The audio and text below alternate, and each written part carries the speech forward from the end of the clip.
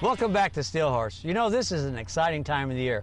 With this year's MotoGP in the record books and the upcoming U.S. Nationals. And don't forget, Steve, it was also Motorcycle Day with a bait at the State Fairgrounds.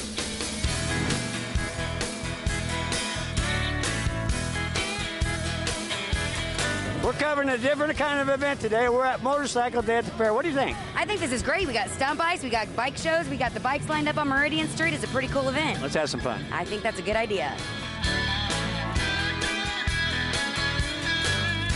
The fair was interested in getting a bait involved and having a motorcycle day. So they contacted us and we got several activities put together, some for the little kids, some for the adults. We are incorporating with Red Bull because we've got that coming up next weekend, which is going to be a lot of fun. And it's showing a little motorcycle rodeo and a little safety, just to get people aware and interested in motorcycling and what we're doing. The more people I talk to, some of them don't know about a bait, so let's talk about that. A bait is a motorcycle rights and education group. We do a lot of charity work. But basically, we're involved in rights of the motorcyclist, legislation, and education.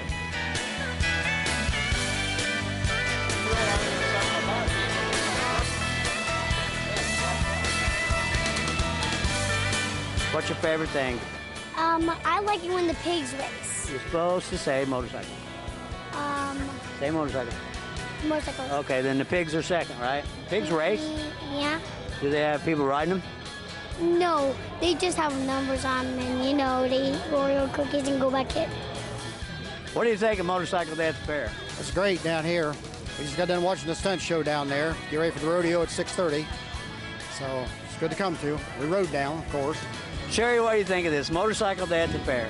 I think it's great. They need to have it every year. We're excited to be a part of it. Yeah, this is the first year, and the turnout is really awesome. Yeah, it looks great seeing all the bikes on Main Street. We brought 6 of our vintage motorcycles out on display today, and people seem to like it.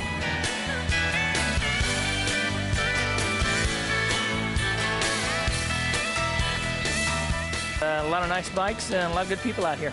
So you think they did a pretty good job organizing the Motorcycle Day at the fair? Yeah, I think they did. It was a little bit difficult getting into gate 6 because you can't make that left turn, but I mean, you turn around, you come back, you make a right, and you're good. It's all worth it. Oh yeah, definitely worth it.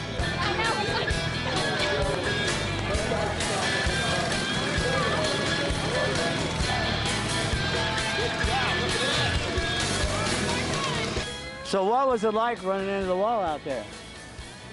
I gave it too much gas. You did? Mm-hmm.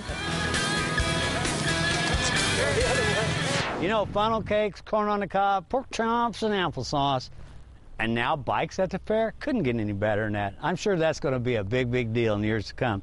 Another big, big deal is this week's Horse's Mouth question. Ryan Harrell asked, I was in an accident. The police report found me at fault. What can I do? That's a great question, and it's come up in our practice on numerous occasions. Police reports can be wrong.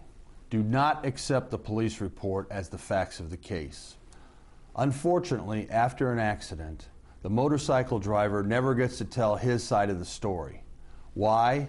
Because they're laying on the ground seeking medical assistance, and the police officer is too busy trying to get the version from the party who probably is at fault.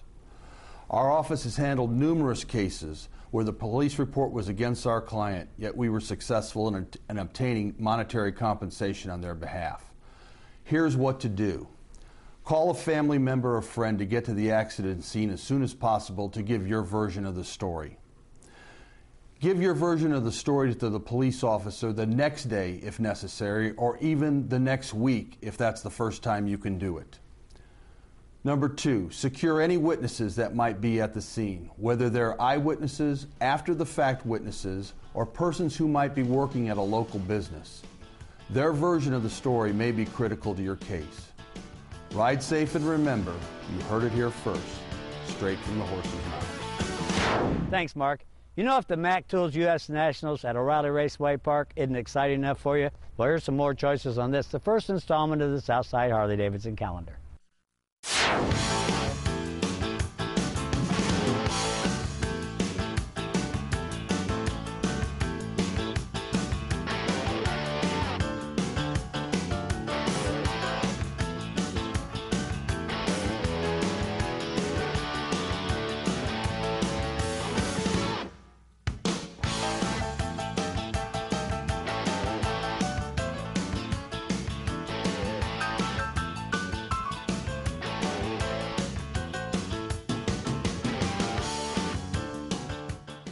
Last weekend, there was a ride that covered several hundred miles over several different states. And our Wish TV photographers helped us out with this one. Hundreds of war veterans hit the road for 5 days last week to raise money for the children of soldiers who have died since 9/11.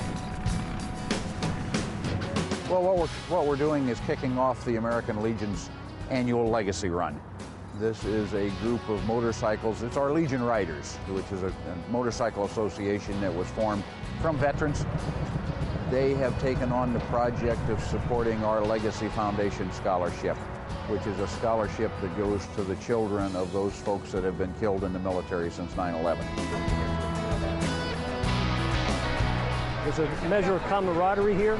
All motorcycle enthusiasts, all different sort of motorcycles, trikes, people dragging trailers, but they're all here for one thing, and that's to ride for the future, and the future is our children.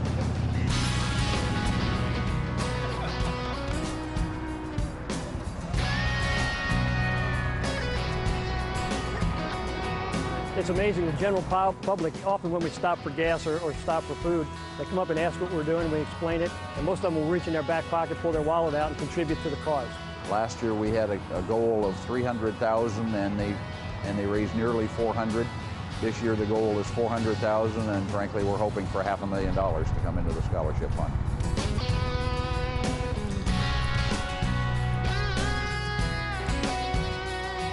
One of the things that you see on this run, because my wife and I did it 2 years ago, when you stand up on the overpasses and you'll see people up on the overpass with American flags, when you're up there waiting for the motorcyclists and the truckers are honking their horns and people are waving, just glad to see that American flag up there, it's a real inspiration.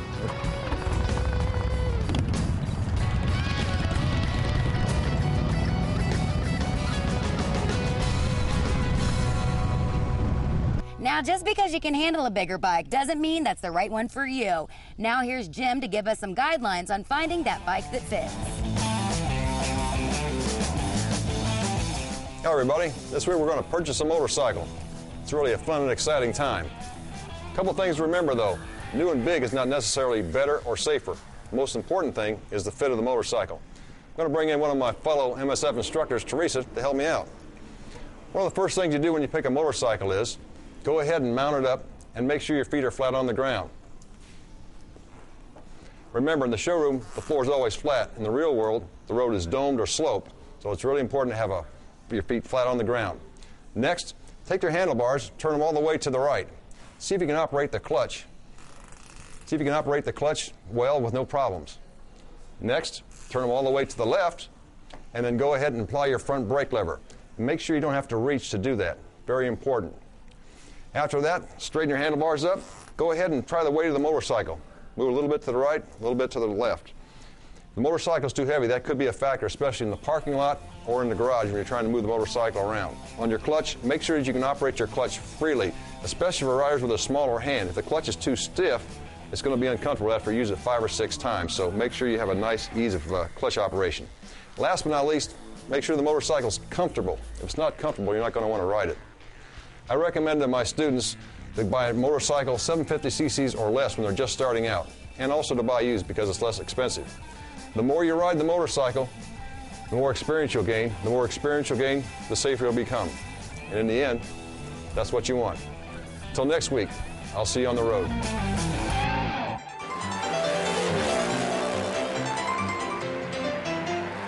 When Steel Horse returns, we're going to take you to the MotoGP track and find out this week's Bike of the Week. We'll also have the gadget closet. We'll be right back from O'Reilly Raceway Park. Are you out of gas already? Yeah.